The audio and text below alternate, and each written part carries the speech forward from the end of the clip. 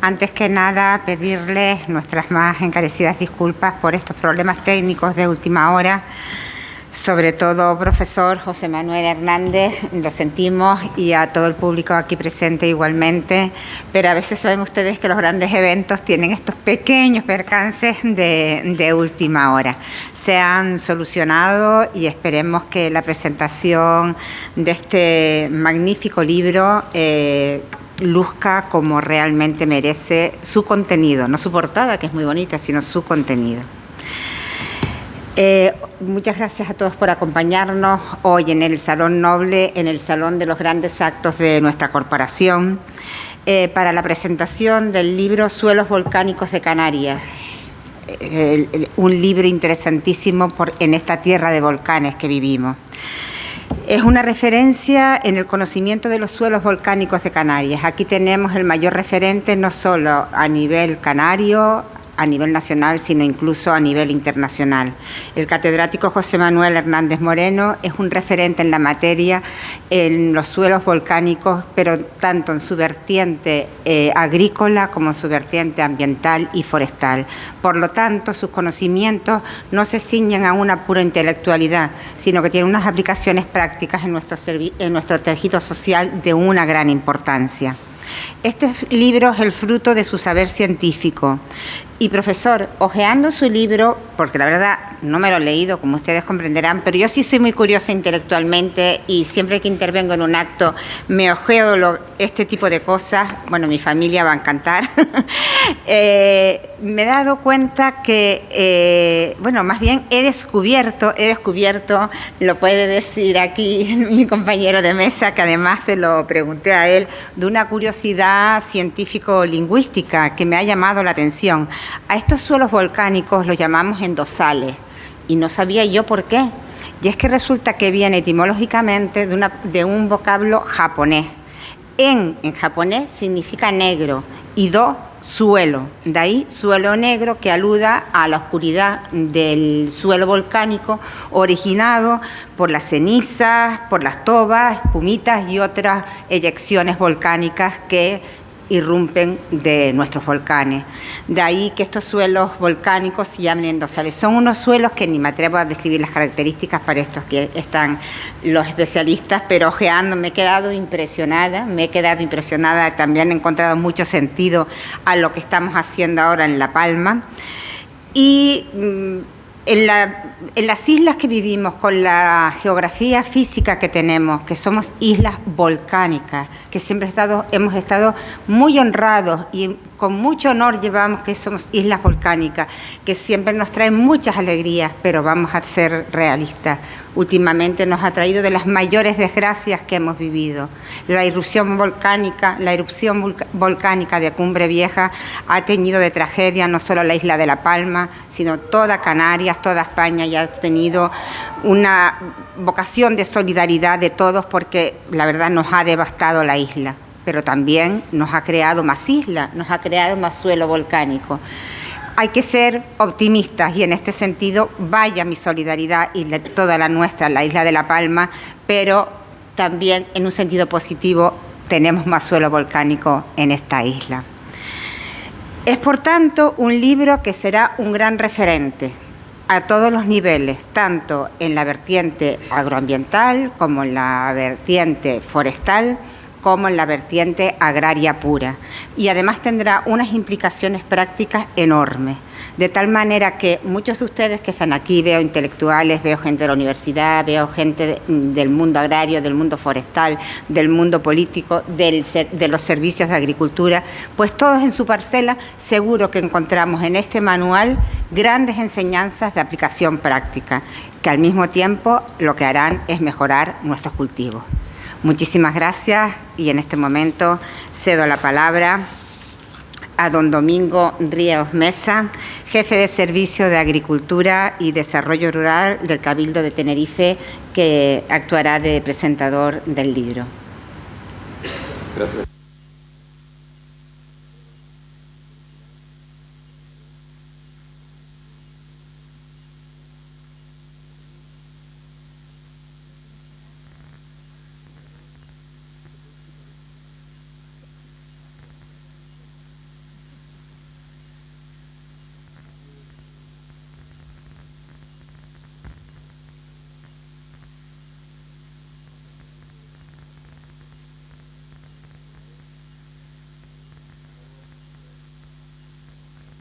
maestros en mi vida profesional, José Manuel Hernández Abreu, también José Manuel Hernández. Otro gran profesional, ingeniero agrónomo, un gran especialista tanto en riego localizado como en fertilización y suelos, que había trabajado en el ICIA en los años 70 y 80, desarrollando sobre todo la parte agronómica de muchas de estas cosas que venimos a ver un poco hoy con José Manuel Hernández Moreno. José Manuel me viene a ver, me trae algún borrador de ese libro que él estaba escribiendo y que básicamente tenía muy avanzado, en el que habían participado algunos profesionales o bastantes profesionales tanto del sector agrícola, académico, científico, como el propio José Manuel Hernández Abreu, que ya había revisado también y que colaboró en la revisión de algunas partes del libro. Yo lo primero que me sorprendió es que, y ahora lo voy a recalcar porque me parece que es la parte más interesante, ahora lo veremos incluso con una parte de la introducción del libro de José Manuel Hernández Moreno, es que este libro, Suelos Volcánicos de Canarias, propiedades específicas e implicaciones agronómicas y ambientales, viene a ubicar lo que normalmente cuando publicamos de manera científica en paper o en revistas indexadas, en el Journal Citation Report, pues muchas veces se queda en eso y sí, contribuimos a la ciencia, pero a veces no contribuimos a la divulgación. Y yo creo que es para mí quizás el factor determinante de la publicación de este libro. Es decir, que sirve para que agrónomos, ambientalistas, ingenieros de montes, forestales, etcétera, puedan tirar de él como una herramienta de trabajo. Un poco haciendo una semblanza muy corta, porque José Manuel desde luego tiene un currículum muy extenso. José Manuel empieza la carrera de químicas en 1967 y en el año 1972 se licencia en la Universidad de La Laguna. Comienza su doctorado, que posteriormente termina, ahora comentaremos, en el año 1975, pero mientras tanto, de sus primeras docencias en la Escuela de Peritos Agrícolas en la calle San Agustín, la antigua Escuela de Peritos Agrícolas en la calle San Agustín. Posteriormente da clase en farmacia, químicas, biológicas, volviendo en el año 1996 a dar clase en la Escuela de Ingeniería Agraria, en ese momento llamado Centro Superior de Ciencias Agrarias. Durante 3 años elabora su tesis doctoral, que como decía finaliza en el año 1975, y en el año 1975 comienza también varias estancias en diversos países. Yo destacaría quizás de larga duración la estancia en la Oficina de Investigación Científica y Técnica Ultramar en Osron y también la estancia que realiza en la universidad, en Purdue University en Indiana. Durante los siguientes 20 años también, a la par que realiza estas 2 estancias, entre ellas realiza algunas estancias de corta duración, como en la Universidad de Louvain o en la Universidad de Gales. José Manuel, en su trayectoria académica y científica, ha dirigido 8 tesis doctorales entre el año 1978 y el año 2012. Ha sido director y secretario del Departamento de Morfología y Geología entre 1989 y 1995. Ha sido colaborador del actual Consejo Insular de Aguas de Tenerife desde 1990 y aquí es interesante también destacar el papel que destacó en determinados trabajos que se hicieron fundamentalmente con Valten.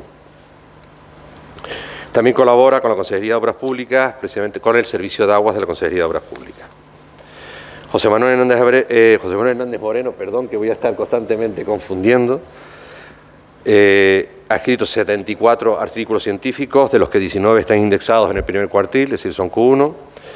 Ha presentado 120 comunicaciones a congresos nacionales e internacionales. Ha participado en 17 proyectos de investigación de convocatorias públicas, tanto autonómicas, nacionales como internacionales, ya sea como investigador, como IP, como investigador principal. Ha participado también en 10 contratos de investigación con empresas e instituciones. Yo les quería un poco hacer también una semblanza de lo que es el libro, un poco básicamente lo que es el índice, porque me parece que a mí, que siempre me ha gustado este tema y que siempre usé mucho los apuntes que José Manuel Hernández Abreu en su momento había dejado hecho en los años 80, pues me parece que da mucha visión a muchas cosas en cuanto a los suelos volcánicos y sobre todo a la parte agronómica, que es una parte, desde mi punto de vista, bastante compleja, o con estos suelos bastante compleja. Yo diría aquí, y quiero hacer un pequeño, que quizás invito a las nuevas generaciones que trabajan en edafología a intentar seguir un poco ejemplo de las escuelas neozelandesas o las escuelas japonesas, donde se han desarrollado quizás muchos tipos de adecuaciones para el uso, para el saber utilizar estos suelos desde el punto de vista agronómico forestal. Me parece que es quizás nos ha faltado desde el punto de vista quizás agronómico desarrollar algunas de estas importantes características para los suelos de Canarias, ¿no? El libro, en primer lugar, en el capítulo 1 es una introducción. Perdón, tenía la presentación, pero al final por problemas técnicos he dejado, no voy a poner, lo voy a leer.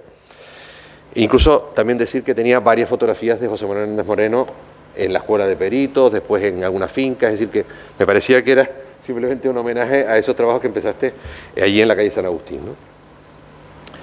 El segundo capítulo habla de los componentes característicos de los suelos volcánicos, habla de los minerales secundarios y compuestos organominerales, hace una primera aproximación a la clasificación de los suelos ándicos y hace un esquema de la formación y evolución de los minerales secundarios.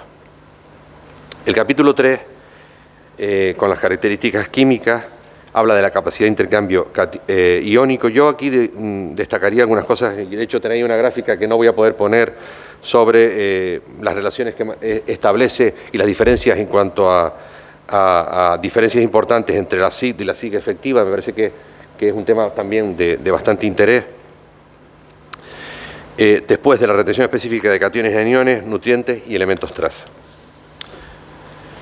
En el capítulo 4 habla de las propiedades físicas. Yo aquí creo que es muy interesante también destacar el comportamiento desde el punto de vista hidráulico de estos suelos que tienen un comportamiento singular y que muchas veces es absolutamente desconocido, ¿no? Y después el capítulo 5 ya habla de las propiedades ándicas, del efecto del uso y manejo del suelo, parámetros complementarios para definir las propiedades ándicas.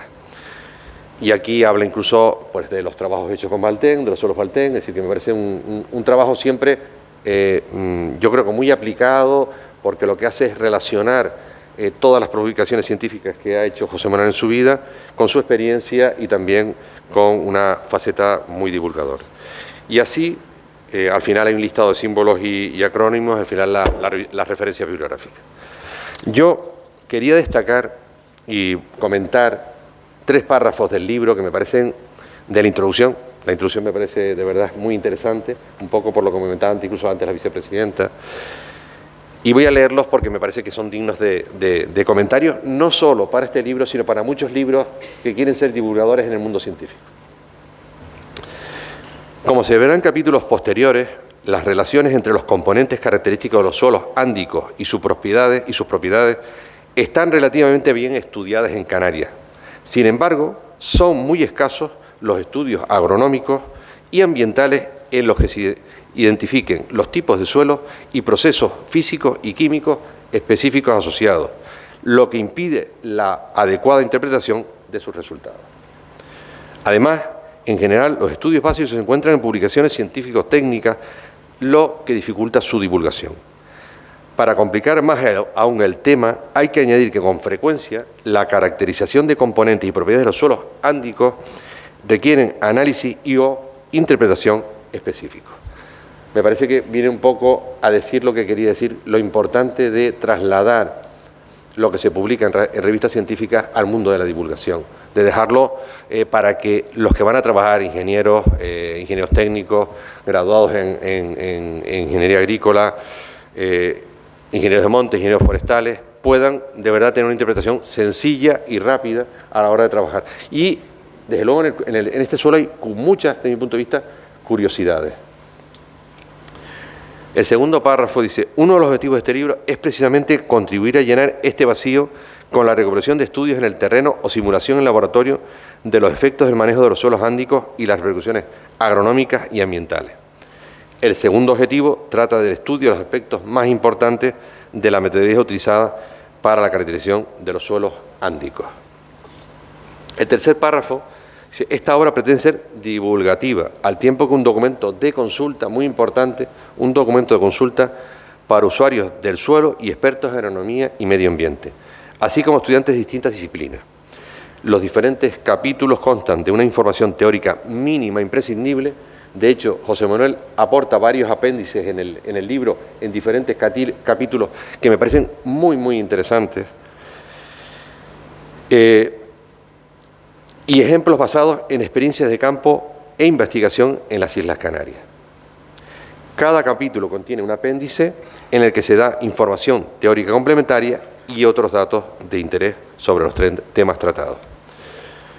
Yo nada más quería simplemente eso, felicitar a José Manuel, un maestro, y de verdad con el que, ayudando en lo poco que he podido ayudar a este libro, he aprendido muchísimo. Felicidades.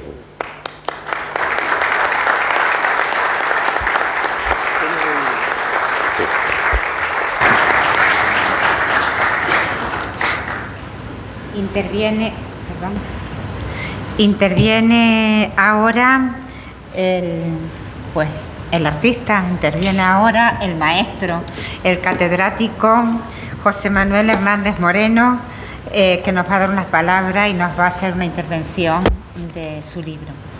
Bueno, maestro. Muchas gracias, viceconsejera Domingo, ¿no? por las felicitaciones, y me han abrumado un poco, ¿no? Pero sí quería decir que este libro también es una obra de recopilación, ¿no? O sea que el mérito no es mío solo, sino mucha gente que ha contribuido aquí. Los diferentes capítulos están recogidos los nombres, y gracias a ellos hay que dar también las gracias porque han trabajado bien. Y bueno, este libro recoge estas experiencias, como tú dijiste, que era el objetivo, ¿no? Recogerlo.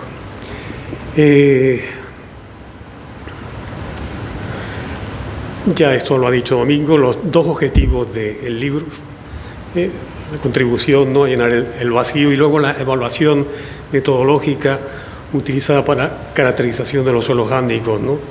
Que en países como Nueva Zelanda, Japón, incluso Francia, ¿no? Que no tiene tampoco tanto, y ya tienen en sus métodos oficiales de análisis, tienen metodología ad hoc, ¿no? para la caracterización de estos suelos, no solamente suelos volcánicos, sino también otros tipos de suelos que veremos ahora. Bueno, en primer lugar, hablamos de suelos, el título del libro, suelos volcánicos de Canarias, etcétera.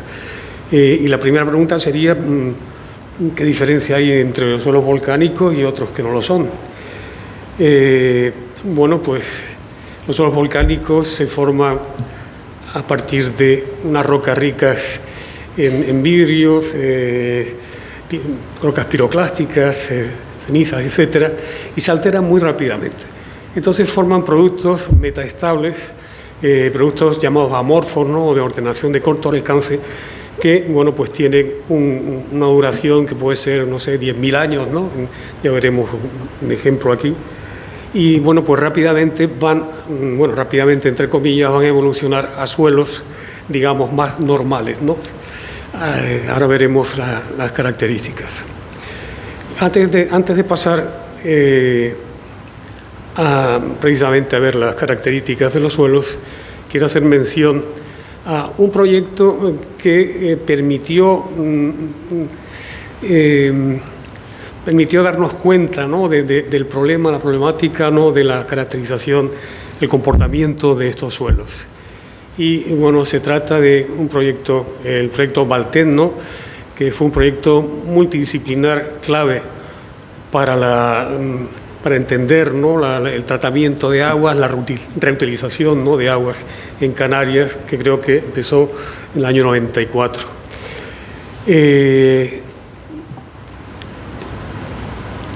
El título, bastante mal de aquí, es, no sé, memoria, proyecto Impacto de las aguas regeneradas de Santa Cruz de Tenerife en suelos y plantas de fincas colaboradoras situadas en el Valle de San Lorenzo.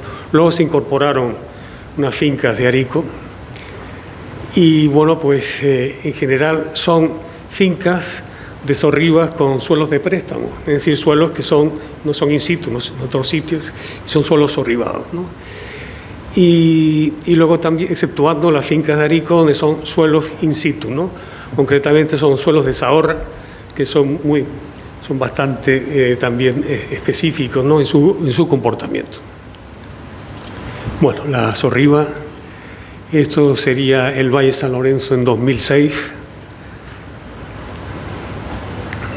Y bueno, los primeros resultados de este proyecto Valten pusieron de manifiesto la necesidad de calibrar las propiedades de los suelos con el grado de expresión de las propiedades ándicas, ¿no? A la que se refería él y que definiremos ahora. ¿A qué se debió esto? Bueno, en primer lugar, los primeros informes del proyecto recibieron críticas por parte de técnicos, ¿no? de las islas. ¿Por qué? Porque aparecían contradicciones aparentes entre los valores de diferentes propiedades, ¿no? Por ejemplo, la retención de agua con la textura o algunos valores de capacidad de cambio, ¿no? Entonces, claro, ¿cómo explicar eso? Una primera clave fue el informe del Plan Hidrológico Insular de Tenerife de 1989, en el cual se recoge que los suelos de la isla tienen un comportamiento singular con respecto a las aguas a mala calidad de las aguas de riego, es decir, una cierta resistencia, ¿no? o resiliencia, ¿no? a degradarse, ¿no? Y de hecho, en este informe, ¿no? del Plan Hidrológico Insular, pues proponen una metodología para la clasificación de las aguas de riego en estos suelos. No siguió este proceso, ¿no? Bien, el segundo motivo, ¿no? de por qué ampliar, el estudio de las propiedades ándicas de estos suelos fue la adaptación metodológica, ¿no? Parte de las incongruencias, ¿no? del punto 1 es que yo no sé, ya veremos un ejemplo, ¿no? La granometría, ¿no? El método de granométrico pues no servía para estos tipos de suelo, ¿no? Bien, con lo cual después de esto pues se decidió estudiar las propiedades ándicas de los suelos de todas las fincas y aplicar técnicas de caracterización ad hoc, incluso técnicas nuevas, ¿no?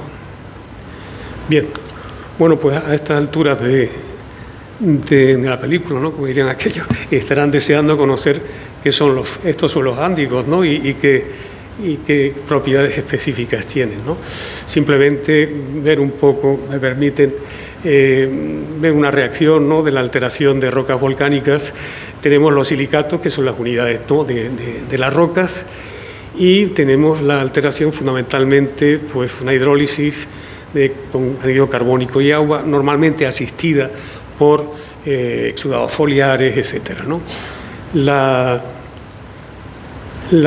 Este proceso de alteración va a dar lugar a fases sólidas, residuales, y luego fases solubles, ¿no? que pueden quedarse ya dependiendo del clima, se quedan en el suelo o bien van a las aguas subterráneas, aguas de escorrentía, etcétera, ¿no?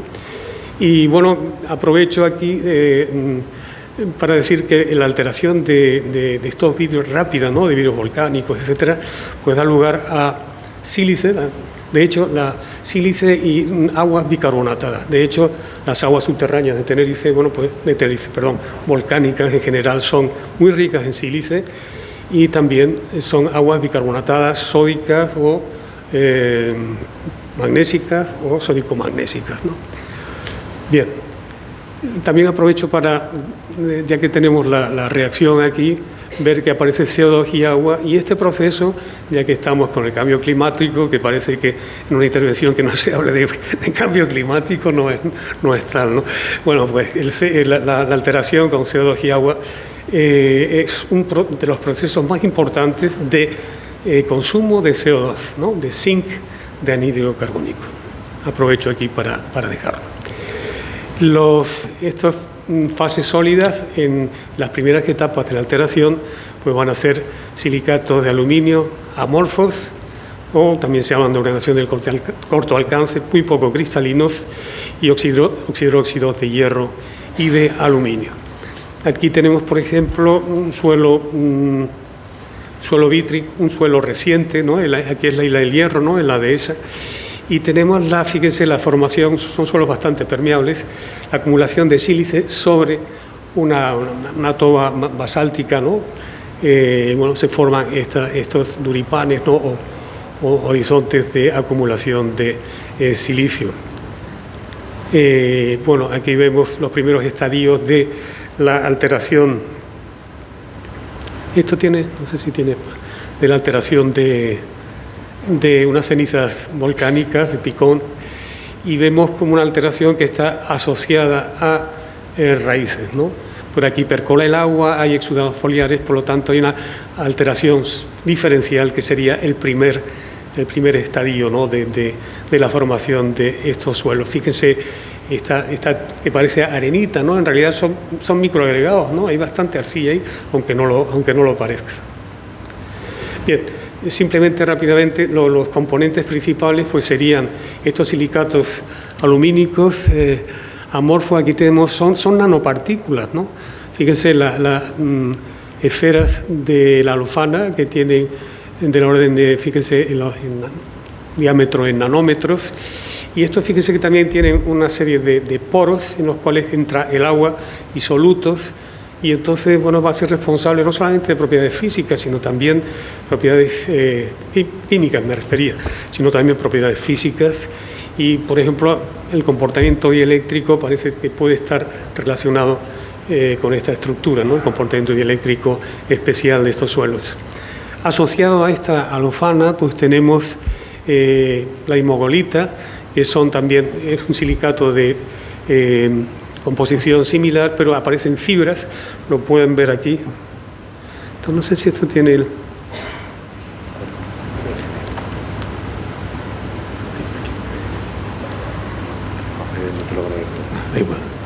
Bueno, justamente debajo vemos estos materiales fibrosos, y luego estas pelotitas, esferitas, que se corresponden con la alofana de arriba. Luego tenemos a la derecha, en el extremo derecha, tenemos la aloisita. Esto ya es un filosilicato, es decir, un mineral de arcilla cristalino, y tiene una composición similar a la caulinita. Pero así como la caulinita, bueno, se utiliza mucho en porcelana y tal, porque es muy estable, ¿no? Térmicamente. Sin embargo, la aloisita tiene una estructura bastante desordenada, son tubos, son estructuras tubulares, ¿no? Y entonces, bueno, tanto desde el punto de vista químico como físico, ¿no? Tienen cierto hinchamiento, retracción, que comparten con las arcillas expandibles. O sea que es una cosa interesante. Y por último, tenemos el componente que se llama de complejos organominerales. Tenemos esta especie de revoltillo, ¿no? Que son ácidos húmicos, son polímeros, y entonces el aluminio procedente de la alteración rápida de las rocas, bueno, pues se va complejando a los grupos funcionales de los compuestos húmicos. Estos serían complejos organominerales. Y en algunos suelos lo que predomina es esto, ¿no? Por ejemplo, muchos suelos de monte, ¿no? En zonas antiguas, ya veremos alguna foto, o bien suelos andosoles formados en materiales no volcánicos, o sea, por engauros, por ejemplo, esquistos, que se alteran rápidamente, pero que son cristalinos, lo que tienen son horizontes superficiales de ese tipo de componentes. Bien. Hemos hablado de nanopartículas, por lo tanto de gran reactividad debido a una alta superficie específica y a características químicas superficiales debido a grupos funcionales de aluminio y hierro. Esto se traduce en una elevada capacidad de retención de agua, característico de estos suelos, nutrientes, y bueno, también secuestro de carbono, que en definitiva es retención de materia orgánica, así como también de contaminantes. La clasificación de la FAO, estos suelos ándicos se consideran suelos regulados por la química del hierro y del aluminio, ¿no? Como ya hemos visto, ¿no? los compuestos, ¿no? Bien.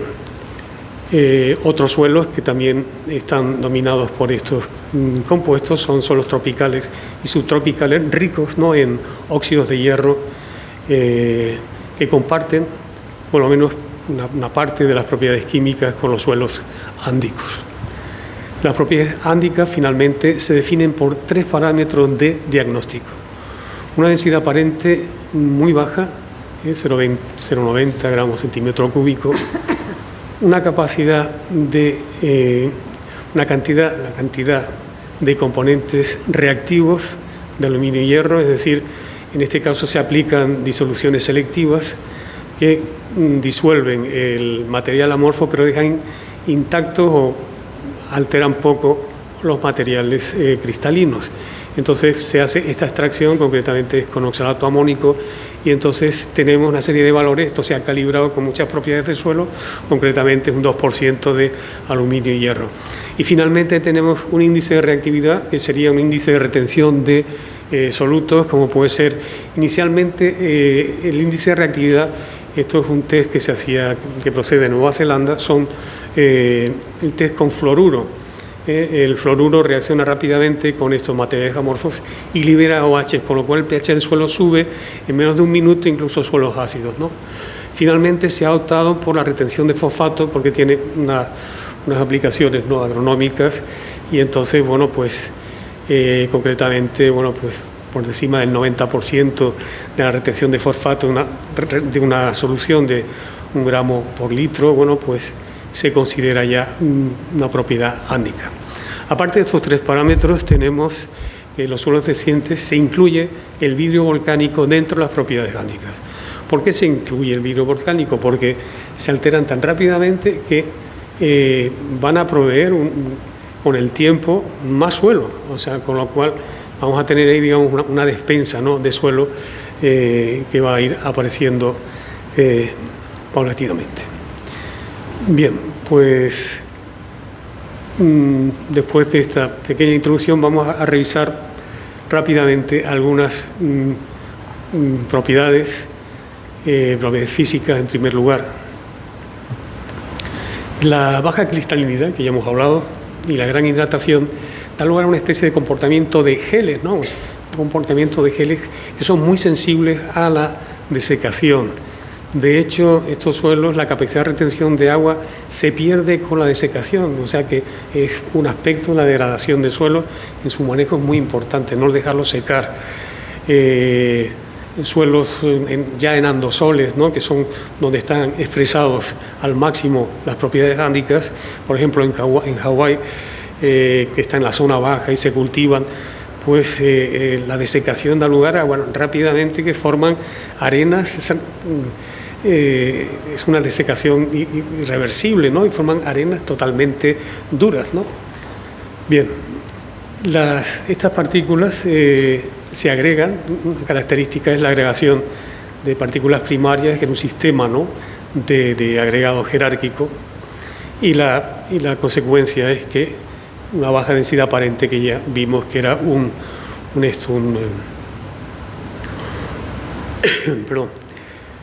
que era un índice, ¿no? de las propiedades ándicas, ¿no? Uno de los nombres que se le da a los suelos ándicos, los andosoles, ¿no? Que son los más característicos, es el polvillo.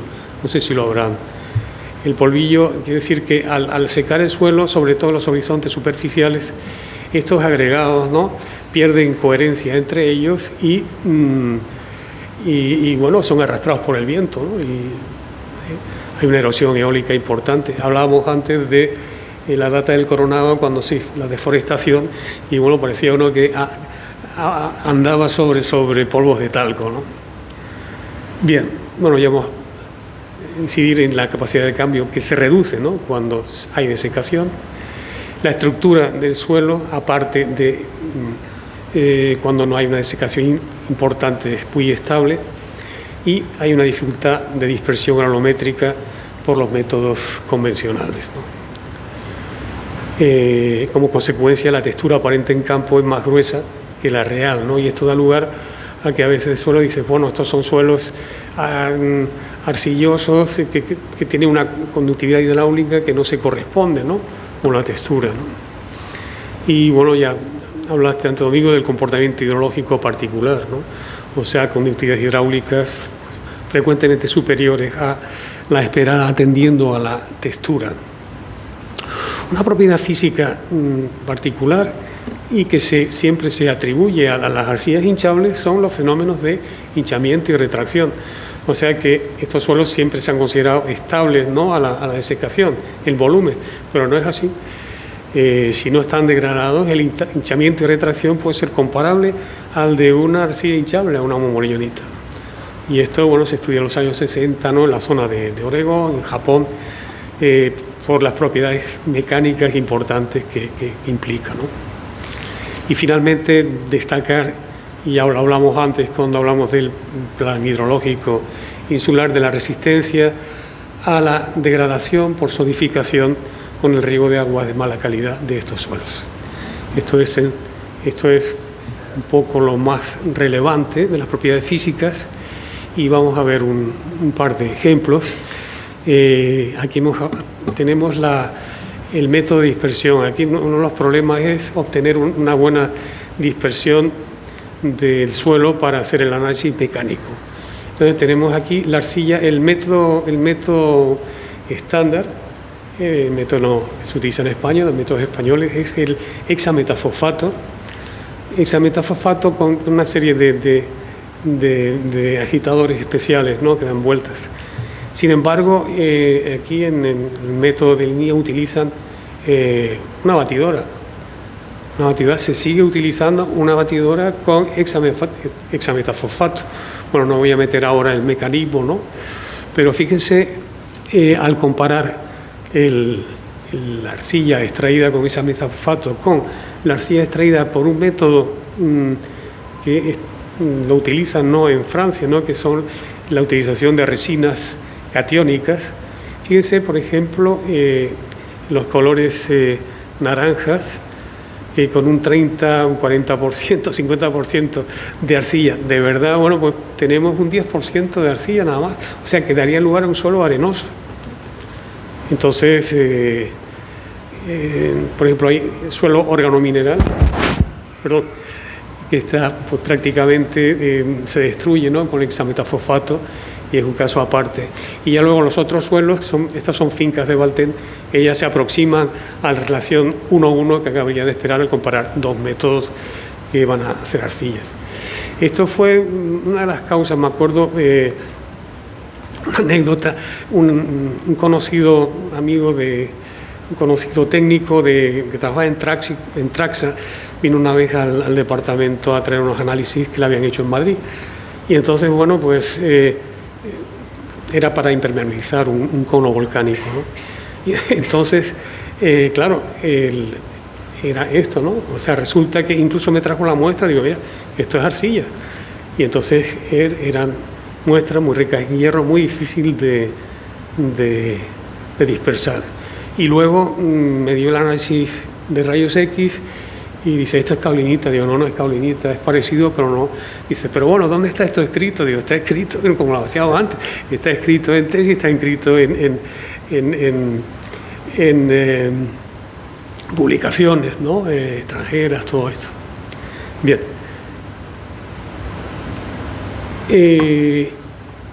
Por lo tanto, tenemos el problema porque aquí, estaba Silvia por aquí, que intentamos hacer un método nuevo con las resinas, era un poco latoso para hacer un método de rutina, hicimos con membranas. Y entonces muchas veces lo que hay que hacer es intentar llegar a ecuaciones de transferencia, ¿no? Es decir, que a partir de una propiedad predecimos otra. Y entonces una propiedad que refleja el contenido de arcilla es la retención de agua a 15 bar o 15 atmósferas. Y aquí, bueno, tenemos del Soil Survey Staff la ecuación que hay abajo. Tanto por ciento de arcilla en función de este contenido en agua a 15 bar que refleja el agua contenida en microporos y con una corrección de carbono orgánico. Pues bien, para al comparar las dos magnitudes, es decir, arcilla hexametafosfato dividido por retención de agua dividido por arcilla hexametafosfato, pues tenemos que un 0,4 indicaría una buena dispersión, pero fíjense, en rojo tenemos los suelos naturales, que son andosoles, suelos jándicos, ya vendrían suelos de Baltén, y ya unos suelos normales, ¿no?, de unas fincas de platanera. Entonces fíjense que incluso se mantiene por arriba de 0,4, 0,6, ¿no? Y ya en los suelos de platanera pues ya llegan el valor normal. O sea que de cara ya, desde el punto de vista práctico, decir, bueno, ¿conviene hacer la nanometría como se está haciendo con el milkshaker o no? Entonces, bueno, pues casi es mejor utilizar propiedades sustitutorias, ¿no? Bien, esto es el hinchamiento de secación. Tenemos, esto es lo que se llama una pasta saturada y se pone a desecar. Entonces tenemos aquí, a la izquierda tenemos el volumen de suelo y abajo el volumen de agua. Vemos que en la parte de abajo hay uno que es bastante insensible. Esto es un suelo muy alofánico de la zona de Barlovento, que luego comentaremos. Entonces fíjense que es bastante estable, un suelo que se ha secado y por lo tanto no hay ni hinchamiento ni retracción. Sin embargo, fíjense en profundidad cómo al secarse el suelo a la izquierda baja el contenido de agua. Y fíjense el volumen, ¿no?, cómo se retrae. O sea que esto sería comparable el horizonte profundo a una arcilla, ¿no?, estable, hinchable, quiero decir. Con respecto a las propiedades químicas, ya hemos dicho, bueno, de elevada retención, ¿no?, de aniones, de cationes. Lo que, Domingo, dijiste antes de la capacidad de intercambio catiónico, que esta superficie, ¿no?, la carga eléctrica varía con el pH. Y entonces la variación de capacidades de cambio es terrible. Si utilizamos el método convencional con acetato amónico y un método que sería la suma de cationes más aluminio, que le llaman capacidad de cambio efectiva, que se aproxima a la capacidad de cambio real, pues resulta que podemos tener en andosoles diferencias de un orden de magnitud, es decir, suelos con un 8 milequivalentes por 100 gramos, con el método de acetato amónico vamos a tener 80. Y entonces, claro, eso hay que tenerlo en cuenta, ¿no?, a la hora de interpretarlo y a la hora de hacer, ¿no?, para qué hacemos esta capacidad de cambio. Con respecto a la retención, también estos suelos retienen mucho y por lo tanto cuando se hacen índices de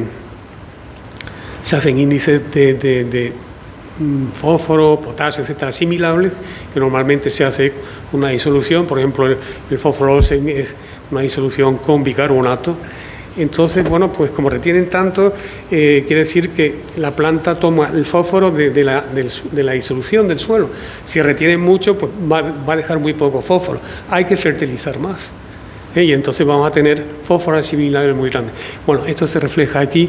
Aquí tenemos en la tabla de arriba 6 valores de valoración de los niveles de fósforo en suelos con diferente textura. Esto es de Linía 2009. Y fíjense, en el arcilloso, un valor considerado alto son 25-40 miligramos por kilo. Vamos a comparar ahora con valores de referencia de fósforos en suelos de plátana de Canarias. Esto lo establecieron Hernández Abreu y Mascarell. Y entonces vemos, bueno, que son valores bastante altos, valores que coinciden en muchos casos con los valores obtenidos dentro del proyecto Baltén, los suelos sándicos de Baltén, ya por encima de 80. Esto lo hicieron los ingenieros, ¿no?, agrónomos que participaron en el proyecto, y ya por debajo de 80 ya pues le daban un poco de fertilización. Fíjense que el agua depurada tiene bastante fósforo y a pesar de eso se exigía, era necesaria, ¿no?, una fertilización.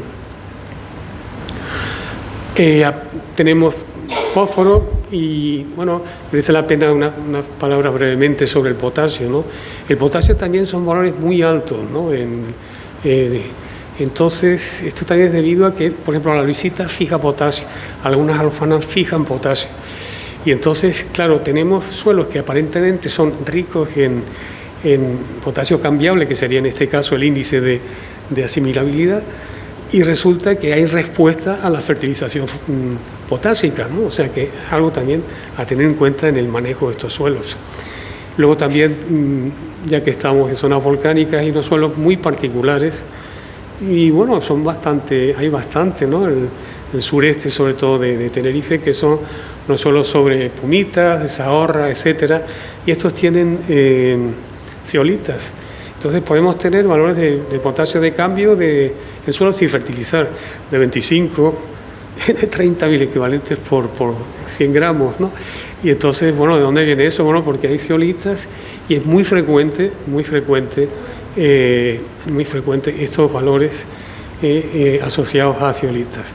En el libro tienen tesis y trabajos en este sentido. Y bueno, finalmente vamos con un micronutriente que sería el boro. El boro también se absorbe específicamente como el fosfato. Y entonces, bueno, pues aquí vamos a comparar a suelos ándicos arriba con suelos no ándicos. En este caso sería de una plantación de platanera de guía de Gran Canaria, digamos un suelo normal, ¿no?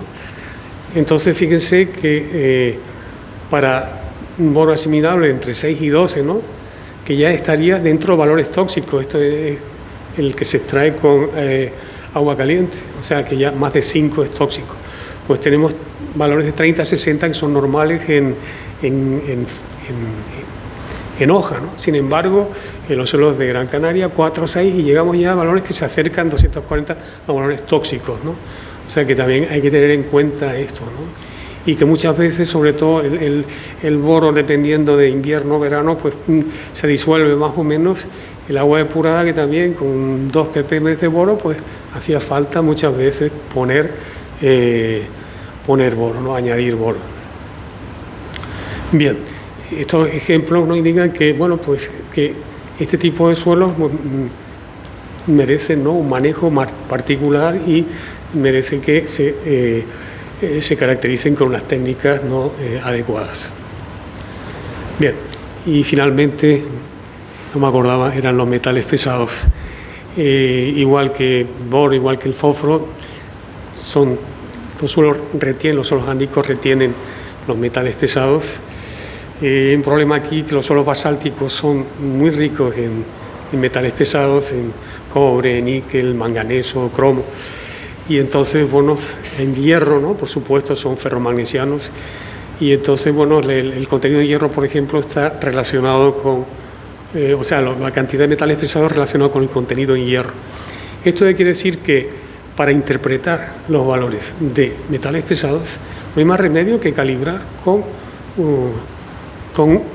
o bien, esto es lo típico, materia orgánica, con la arcilla, que es lo típico, tanto en metales como en plaguicidas, o bien en este caso pues es con el hierro. Aquí vemos los valores límite, los valores umbral para que un suelo esté contaminado. Fíjense, por ejemplo, níquel, desde -5 hasta 60, ¿no?, que sería el valor de la contaminación. Pero 60 sería el valor de referencia, el valor de referencia ecológico. O sea que tenemos cómo va aumentando, cómo se permite más la concentración de níquel al aumentar el hierro. El hierro extraído en agua regia, que es para definir la contaminación de suelos, normalmente el método pseudo total de agua regia es el que se utiliza internacionalmente. Por lo cual, para interpretar si un suelo está contaminado o no, pues se utiliza el contenido en hierro. Fíjense ahí a la izquierda está la doble flecha, que es el valor de donde oscilan los suelos en hierro en Canarias, los suelos sobre todo basálticos, ¿no? Valores de hierro en agua regia.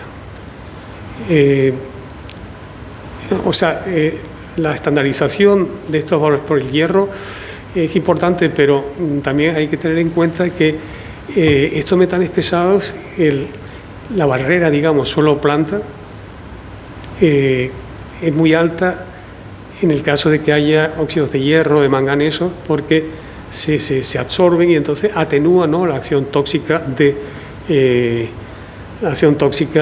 estos metales, igual que con el boro, ¿no? Vemos que esto, se me olvidó decirlo antes, es que el boro foliar, con esas cantidades tan enormes de boro asimilable, quiere decir que hay una barrera suelo-planta, ¿no? Y esa barrera suelo-planta es la retención del boro por el suelo. Bien, y ya para acabar, hacer algunas consideraciones sobre las propiedades ándicas. Las propiedades ándicas, o sea, los suelos ándicos se cultivan directamente en medianías, zonas altas. También vamos a tener procesos de deforestación, etcétera. Y entonces, bueno, pues, ¿cómo evolucionan estas propiedades ándicas? Es muy importante, ¿no?, para predecir el uso y manejo del suelo.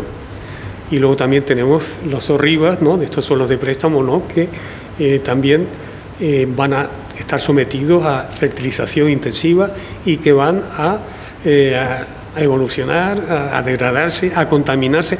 Al final vamos a tener capas contaminadas, ¿no? Hablando de esto, ¿no?, el otro día estaba viendo un trabajo en la de plaguicidas que en toda la Macaronesia decía que los suelos de Canarias eran los más contaminados, pero sin embargo no sabíamos de qué suelos eran. O sea, ni siquiera ni pH, ni materia orgánica, ni nada, ¿no? Con lo cual es muy importante en trabajos de ese tipo ver de qué suelos, ¿no?, se tratan para prever, para calibrarlo, ¿no? También en La Palma, ahora que está de moda, ¿no?, cómo evolucionan los suelos, ¿no?, a partir de las cenizas y todo esto. Bueno, también ya han aparecido ya trabajos con valores de metales, ¿no? Yo, algunos no estoy nada de acuerdo, ¿no?, y algunos que hay aquí no estamos de acuerdo. Bien, las propiedades ándicas, bueno, antes que nada vamos a ver este suelo que hay aquí, que es la finca, donde está Colacha, la finca X de Valtén, y procede de un suelo, procede de material, ni siquiera de suelo de cascotes de un cono volcánico en Tacoronte, donde está la Coca-Cola, el desmonte de la Coca-Cola actual. Ese es, yo me acuerdo cuando vi aquello y vi esos cascotes ahí, y luego, bueno, aquí lo vemos después de 3 años. Pues fíjense la estructura, bueno, estos son suelos muy bien cuidados, materia orgánica, etcétera. Fíjense esta estructura, ¿no?, de microagregados que parecen arenas, ¿no?, y que, bueno, se forma un suelo que da gusto, ¿no?, tocarlo, y a pesar de agua depurada y todo esto, ¿no?, pues son suelos que no ha habido ningún problema, ¿no? En este caso, lo que ha habido es un aumento de las propiedades ándicas, porque hay vidrios volcánicos, ¿no? Entonces, bueno, esto ha ocurrido por ejemplo, en el hierro, el pasar de los suelos actualmente, ¿no?, bueno, actualmente que son de piña, pero ya saben ustedes, ¿se acuerdan del tubo, el tubo por donde se transportaba el suelo? Los suelos no, de las zonas de zonas ándicas, zonas de escoria alteradas, todo esto que se han hecho las zorribas, ¿no? Y bueno, y tenemos un trabajo aquí reflejado que indica el aumento, ¿no?, de las propiedades ándicas de estos suelos, ¿no? Los suelos de Zorriba, perdón, de Zahorra, perdón, a ver. Aquí tenemos uno en Arico, aquí tenemos a un operario fundamental de Valtén y a Silvia, que ha sido responsable también de gran parte de las propiedades físicas que se han expuesto aquí, midiendo la permeabilidad con un permeómetro de Wells. Bueno, pues hacía 3 años que no se podía medir la conductividad porque el agua se iba, y entonces el suelo se alteró en estas condiciones al lado cerca del mar, con agua, con nutrientes, etcétera. Bueno, pues se formó un suelo, aumentaron las propiedades ándicas, ¿no? Pero bueno, luego está la disminución, o sea, con el cultivo, con el riego, con la sobrefertilización, también se puede producir una degradación, una disminución de las propiedades ándicas por desecación, compactación y fertilización. Y esto lo hemos visto, ¿no? Cómo cambia, bueno, la densidad aparente aumenta, llega un momento en que, a pesar de los componentes de hierro y de amorfos, puede haber una degradación del suelo, ¿no? por la solidificación, ¿no? por el riego, ¿no? Entonces, en el caso de que haya un complejo organominerales que vimos antes, ¿no? Estos duran 30 años, ¿no? Esto está estudiado en suelos de Galicia, en andosoles no volcánicos, con componente organomineral, y por el encalado, cultivo, etcétera, las propiedades ándicas han desaparecido en unos 30 años. Bien, y bueno, pues vamos a ver un poco estos suelos ándicos, andosoles, que vemos que morfológicamente no se parecen, quitando la estructura, ¿no? Que podemos tener microagregados, etcétera, veremos que pueden ser muy distintos. Aquí tenemos un suelo de una alteración extrema, ¿no? En la zona de Barlovento. Este suelo tiene un comportamiento por la deforestación, de pérdida de productividad vegetal. Esto está descrito en un libro de Vladimiro y está recogido aquí. Y entonces, bueno, si se pierde el horizonte superficial, estos suelos que retienen un montón de fosfato, un montón de alofano, etcétera, bueno, pues se produce este fenómeno. Y en La Palma existe un procedimiento para recuperar estos suelos, que es la quema con restos de vegetación, ¿no? Eso está descrito en el libro de Vladimiro. Fíjense la microestructura a la derecha, ¿no? De estos suelos. Este era el suelo que en la parte de abajo se retraía, había retracción y hinchamiento. Bien, esto es un suelo alofánico en la zona de La Esperanza, en Cerro, Tacoronte. Esto es un suelo muy antiguo en la zona de Anaga. Bueno, la parte de arriba es completamente organomineral. Realmente lo que es andosol en la parte de arriba y de abajo son suelos antiguos. Aquí tenemos arcillas, son suelos muy ácidos, muy pobres en minerales primarios, pero sí rejuvenecidos en superficie, ¿no? Porque aquí vamos a tener erupciones volcánicas recurrentes, ¿no? Y entonces esto da lugar a la rejuvenecimiento de los suelos. Esto está recogido también en trabajos, esto le llaman en el noroeste de Estados Unidos, Volcanic Ash Capsoil,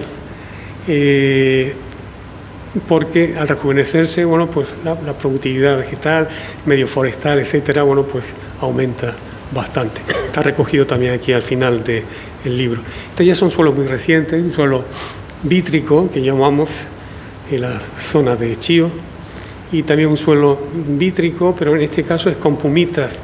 El material pumítico es como se erosiona fácilmente, y desde que quitamos la parte de arriba, esto es en la zona del lagar, inmediatamente aparecen las zonas erosivas. Bien, y bueno, es un suelo que es ándico, aunque se sale un poco de la morfología normal, un suelo arcilloso, en la zona del karting, tiene aluisita y mucho óxido de hierro. Aquí lo que aparece más bien son las propiedades químicas, ¿no? De retención de nutrientes, y también la estabilidad de la estructura. Y bueno, pues estos suelos también se recogen a la clasificación en sistemas de clasificación de capacidad de uso. Por ejemplo, el Fertility Capability System, están recogidos estos valores, ¿no? Estas características de los suelos ándicos. Y bien, yo creo que dar las gracias a compañeros, colegas, familia que han estado, pues, apoyándonos, especialmente en la confección del libro, y especialmente a José Manuel Hernández Abreu, ¿no? Que también le gustaban mucho suelos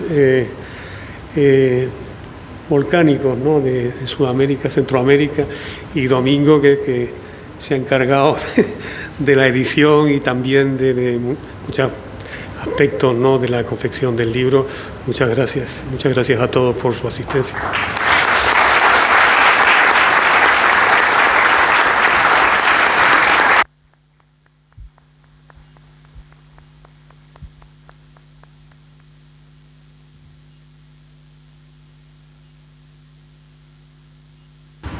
Muchísimas gracias, profesor. La verdad que ha sido una exposición de lo más curiosa, sobre todo las personas que somos profanas en la materia.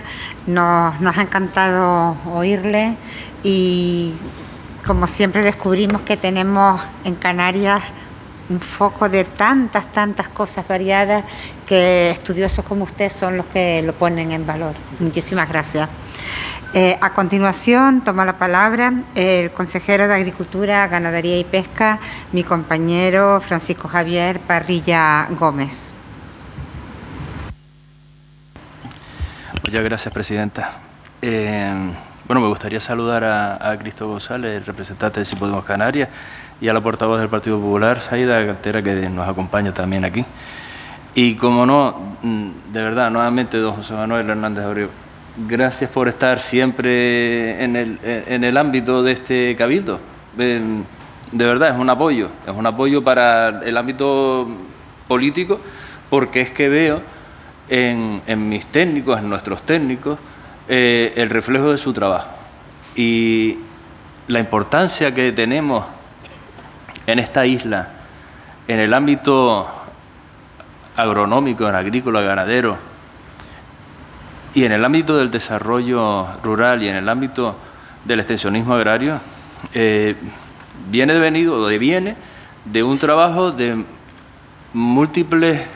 muchos profesionales que siguen una estela de un interés científico, de una ciencia aplicada, que es lo que creo que es en lo que se basa el extensionismo agrario. Y el extensionismo agrario no deja de ser una herramienta para mejorar esta isla, para hacerla avanzar, para hacernos ver cuáles son las necesidades también en el ámbito productivo, económico, y deja muy de lado todas aquellas posibles perspectivas desde un ámbito político partidista, habida cuenta de que se trata de un análisis científico muy apegado a lo que es la realidad. En este sentido, cuando mi jefe de servicio, don Domingo Ríos, maestro y profesor, me presenta esta idea, yo digo, adelante, porque además creo que el servicio y el área también, porque no solo es el Servicio Técnico de Agricultura y Desarrollo Rural, sino el conjunto del área de Agricultura, Ganadería y Pesca de este cabildo, tiene una capacidad de desarrollo en su investigación, de la investigación de los en cada uno de sus ámbitos, que es magnífico. Tiene una realidad de publicaciones, no solo en la colaboración, en el apoyo, en la edición de un volumen, sino en la realización desde fichas técnicas, hojas informativas, proyectos y estudios en concreto, con una aplicación didáctica, de la misma manera, tan didáctica como ha sido la presentación de don José Hernández Moreno de este libro, que creo que es de tal calibre, que es uno de los tesoros que tiene este cabildo, esta isla en general. No me quiero extender, nos acompaña también Cayetano Silva, el director insular de Agricultura y Desarrollo Rural, y la gerente de Valteen, Ana Sánchez. Don José Manuel, creo que este volumen lo vamos a usar muchísimo como base a la nueva realidad del agua en Tenerife. En el ámbito agrícola, yo estoy absolutamente convencido, no solo por propia convicción, sino por convencimiento de los datos que nos han facilitado, que el agua regenerada no solo es el futuro, sino que va a ser el presente dentro de poco de la agricultura de la isla de Tenerife. No solo por el trabajo y la trayectoria y los estudios que han ido corrigiendo las características de esa agua y dan como resultado que en este momento el agua regenerada puede tener unas condiciones de conductividad de 450 microsiemens, es una cuestión que prácticamente podemos decir agua de lluvia, con una carga química muy baja en cuanto a metales. Y lo que me es más importante, el ámbito biológico, enterococos y toda carga biológica en cero absoluto. Bien. Es tal ese potencial que en breve, semanas, si no días, toda la comarca nordeste, todo lo que es el Valle de Tegueste, Valle de Guerra y Tejina, será regada con agua regenerada. Con esas características, con esas calidades y además con un precio inferior al agua mineral. Hay un término que usa mi gerente de Valten, que es el agua industrial, que tal vez genera un poco de rechazo, pero creo que el agua industrial en estos momentos, que además con los equilibrios energéticos que estamos implantando para su producción, va a ser dentro de muy poco, además incluso la tabla de salvamento para el agua de abasto. Problemas ahora mismo, hoy mismo en el municipio de La Guancha, con restricciones para el consumo por la cantidad de flúor que tenemos. O incluso problemas que tenemos en este momento en el ámbito agrícola, de no poder usar agua que sí está en cantidad, pero que con conductividades que multiplican por 5 o por 6 la que le acabo de referir, tienen unas cargas en aluminio que impiden su desalinización, habida cuenta que rompen toda membrana y toda pila. Por lo tanto, la verdad que creo que lo vamos a usar mucho. Es una, como decía el profesor Domingo Ríos, es una herramienta que puede ser del día a día y evidentemente le agradezco muchísimo que nos lo haya brindado y que lo podamos tener sobre la mesa de nuestros despachos como representantes políticos y espero que de nuestros técnicos. Muchas gracias.